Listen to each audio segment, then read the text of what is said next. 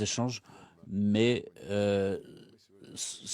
aujourd'hui, nous avons parlé des domaines sur lesquels il convient de mener des efforts en commun et qui nous paraissent les plus prometteurs. Il s'agit de l'énergie, de l'exploration des sols, des technologies Internet, de l'agriculture. Et sur ces questions, des contacts sont déjà établis entre les associations des milieux d'affaires, et notamment une structure qui avait été établie avec l'Afrique à la conclusion du premier sommet historique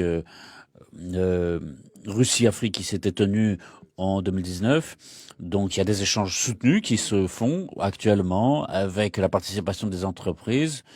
Des entreprises russes sont venues au Mali l'an dernier. Elles ont pu avoir des discussions avec leurs partenaires potentiels et elles ont pu traiter des voies de coopération sur des projets conjoints. Nous avons été heureux d'accueillir la délégation malienne dirigée par le ministre de l'Énergie et qui avait participé à la semaine de l'énergie à Moscou le mois dernier. Et donc, des contacts avec les entreprises russes ont été établis avec Russhydro, par exemple, pour des équipements spéciaux pour l'exploration des sols. Et cela nous permet d'envisager des projets beaucoup plus d'envergure beaucoup plus grande. Et là, il y a un intérêt pour l'évolution future de ces échanges. Mais il y a aussi évidemment la coopération technico-militaire qui a été développée avec notamment des accords signés ces dernières années et qui vont être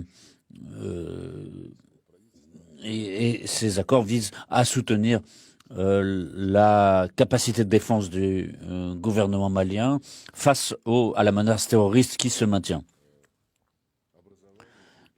Les échanges en milieu culturel et d'enseignement sont aussi d'actualité.